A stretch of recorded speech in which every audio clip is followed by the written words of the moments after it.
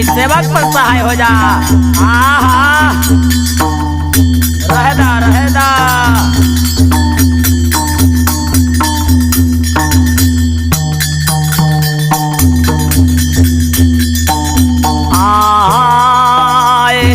तो एक बार बोल दा मैया भगवती सरस्वती की जय। भाई हम छोटू रसीला, हमारे संघ में विकास बेदर्दी, राजू बेदर्दी, हमारे भाई वशिष्ठ मुनि जी। पवन स्टूडियो बख्तियारपुर पटना से माई भगवती सातों बहन के हम भजन गावे जाए थे सुने के। आता कहमा से भैया में सातों बहन सीताला है, सातों बहन सीताला है, सातों बहन सीताला है, सातों बहन सीताला है। कहमा से आवे भैरा भाई हो, कहमा से आवे भैरा भाई हो, आहो कहमा से आवे भैरा भाई हो। कहमा से आयलान भैरा भाई हो।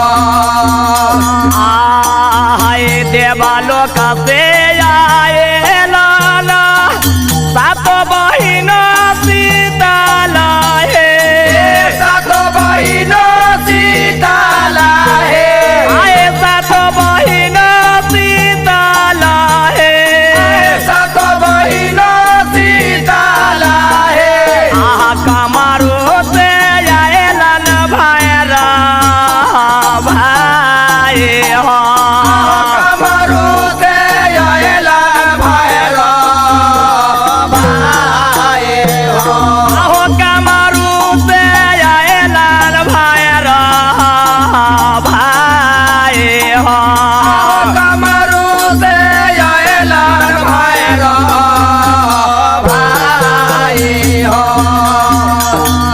कथिए चढ़ाला आवते सात बहिन सीताला है, सातों बहन सीताला है, सात बहिन सीताला है, सातों बहन सीताला है। कथिए चढ़ाला भैरा भाई हो, कथिए चढ़ला भैरा भाई हो, आहो कथिए चढ़ाला भैरा भाई हो। कथिए चढ़ला भैरा भाई हो। आए डोलावा चढ़ल आवते सात बहिन सीताला है, सातों बहन सीताला है, सात बहिन सीताला है, सातों बहन सीताला है। घोड़ावा चढ़ल भैरा भाई हो, घोड़ावा चढ़ला भैरा भाई हो, आहो घोड़ावा चढ़ल भैरा भाई हो। घोड़ावा चढ़ला भैरा भाई हो। कहमा बैठाए बन में सात बहिन सीताला है, सातों बहन सीताला है, सात बहिन सीताला है, सातों बहन सीताला है। कहाँ में बैठाए भैरा भाई हो, में बैठाए भैरा